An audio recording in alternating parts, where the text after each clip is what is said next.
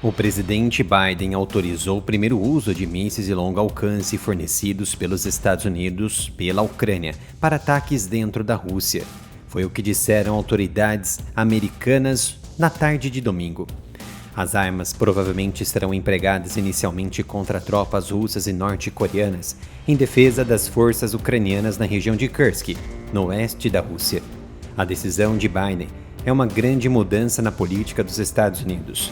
A escolha dividiu seus conselheiros, e sua mudança acontece 2 meses antes do presidente eleito Donald Trump tomar posse para ser o 47º presidente americano, tendo prometido limitar o apoio adicional à Ucrânia para buscar negociações, permitir que os ucranianos usassem mísseis de longo alcance, conhecidos como Sistemas de Mísseis Táticos do Exército ATACMS, veio em resposta à decisão surpreendente da Rússia de trazer tropas norte-coreanas para a batalha. A Rússia havia prometido que caso as armas de longo alcance do Ocidente fossem aprovadas para o uso e atingissem o território russo, haveria uma resposta dura, complexa e nuclear contra os países fornecedores, entre eles Estados Unidos, Reino Unido e França. Foi então que, na manhã desta segunda-feira, o Kremlin respondeu à decisão de Joe Biden. De acordo com o porta-voz Dmitry Peskov, a Rússia assume que a decisão de lançar mísseis ATACMS profundamente no país significa uma rodada qualitativamente nova de escalada de tensões. Peskov destacou que a posição de Moscou deve ser absolutamente clara para todos, dizendo que esses sinais foram recebidos pelo Ocidente coletivo, e eles foram expressos pelo presidente Putin em São Petersburgo. E a Rússia está prosseguindo então com as ações, o que pode ser entendidas como preparativos para uma resposta, caso aconteça um ataque de fato em território russo.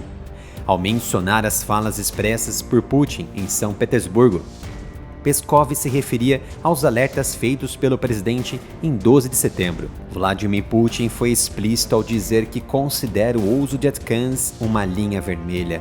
Em setembro, Putin declarou para um repórter de campo que um ataque de mísseis em território russo, que provavelmente envolveria assistência de direcionamento dos Estados Unidos, muda a própria essência, a natureza do conflito, alertando que seu país retaliaria. Mais tarde naquele mês, ele revisou a doutrina nuclear da Rússia, o que foi interpretado como uma ameaça velada contra o uso de armas de longo alcance fornecidas pelos Estados Unidos em solo russo. A repercussão da decisão de Biden caiu muito mal nos Estados Unidos e na Europa, que temem a partir de agora um ataque nuclear a qualquer momento, caso um míssil ATACMS ou Storm Shadow cair em solo russo. Hoje, a Rússia possui armas nucleares nas águas do lado dos Estados Unidos e da Europa com seus submarinos e está pronta para atacar a Europa com armas terrestres e aéreas a partir de vários pontos, principalmente do enclave de Kaliningrado. Se a Rússia lançasse um ataque nuclear massivo na Europa e também na Ucrânia, não haveria muito o que o continente pudesse fazer para impedi-lo. Apesar dessa possibilidade, analistas especializados em Rússia dizem que não há uma indicação, ainda, de que tal catástrofe esteja perto de se tornar realidade, mas a Europa está se caminhando para isso.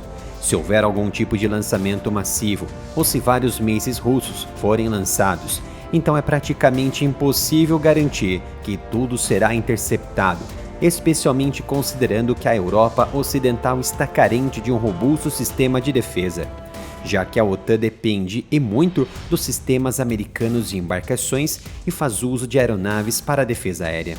Em 10 de julho, a frente americana na cúpula da OTAN em Washington anunciou que os Estados Unidos começariam a enviar armas de longo alcance para a Alemanha.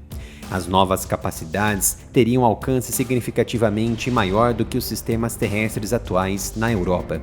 Quando totalmente desenvolvidas, o que o plano descreve até 2026 ou 2027, esses sistemas convencionais de longo alcance incluirão os mísseis tecnológicos antiaéreos de camadas complexas de defesa do tipo SM-6, os mísseis de cruzeiro de intermediário alcance Tomahawk e armas hipersônicas atualmente em desenvolvimento muito avançado pelo exército americano.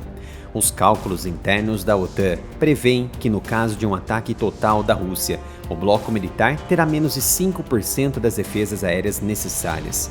Acredita-se que a Rússia tenha cerca de 1.700 ogivas nucleares dentro de mais de 500 mísseis capazes de serem lançados em minutos a partir de silos, lançadores móveis, submarinos e aeronaves. Os Estados Unidos provavelmente seriam o alvo principal, mas se sabe que muitos desses mísseis serão destinados para a Europa Ocidental.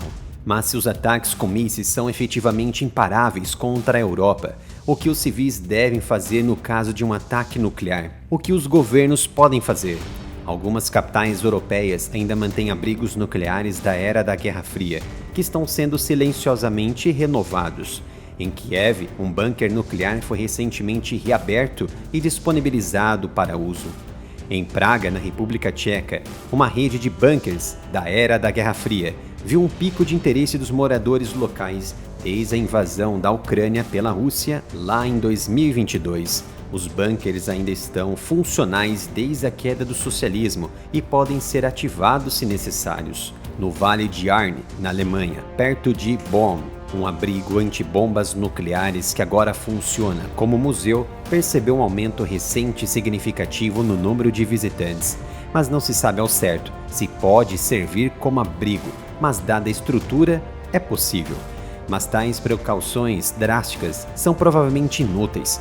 Um ataque nuclear russo ofereceria muito pouco tempo para escapar para um abrigo reforçado. Do lançamento ao impacto de um míssil russo sobre um alvo na Europa Central seria na ordem de 10 minutos ou mais. E geralmente os grandes abrigos da Guerra Fria implantados na Europa são em números reduzidos, pouca facilidade logística e não acompanharam o crescimento populacional.